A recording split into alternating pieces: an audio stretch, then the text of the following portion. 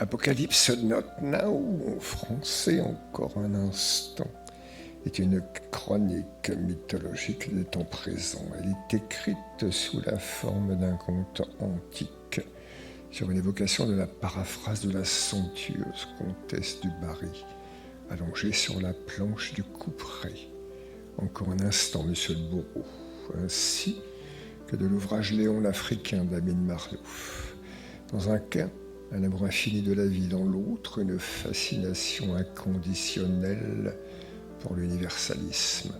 Dans les deux cas, l'aboutissement ultime, la mort.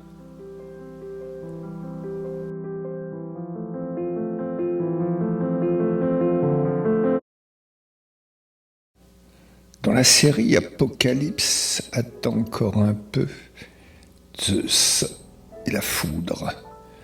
Nausicaa, la petite fille du papy des Carolines, un soir d'orage, dans une Atlantide effacée par le sable et l'oubli, lui demande une jolie histoire. « Assieds-toi sur mes genoux, ma biche, papy va te raconter.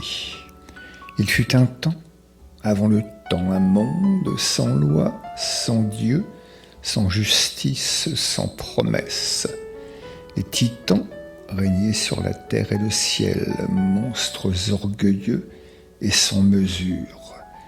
Le plus puissant d'entre eux, Cronos, craignait qu'un jour ses enfants ne le renversent. Alors, à peine nés, il les dévorait, l'un après l'autre, avalés, enfermés vivants dans son ventre de roi fou.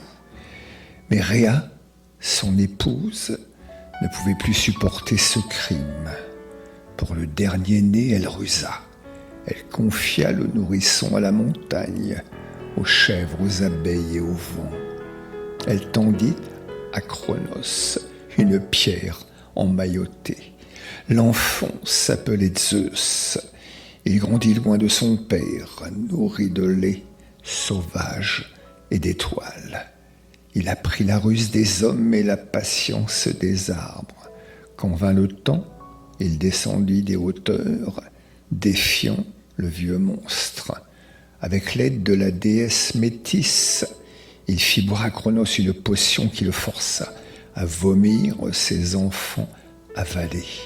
Poséidon, Hadès, Héra, Déméter, Hestia, tous jaillirent, adultes, furieux, déterminés. Alors commença la titanomachie, la guerre des dieux.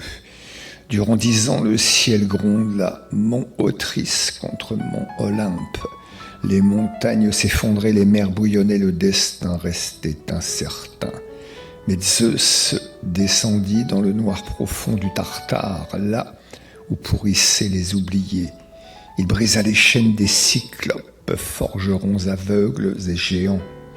En échange, ils lui offrirent un présent unique, né du cœur de l'univers, la foudre.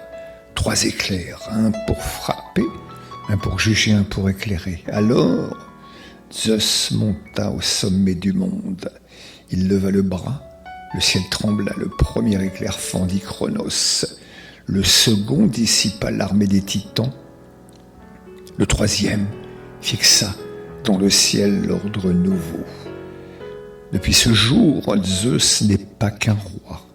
Il est le gardien de l'équilibre. Quand les puissants oublient la justice, la foudre rappelle. Quand les puissants s'érigent en Dieu, l'éclair tranche. Le peuple ne craint pas Zeus, il le respecte car sa main est lourde, mais son jugement est droit. Lorsqu'un soir, l'orage roule au-dessus des montagnes, peut-être quelque part, un dieu lève à nouveau la foudre pour remettre le monde à l'endroit.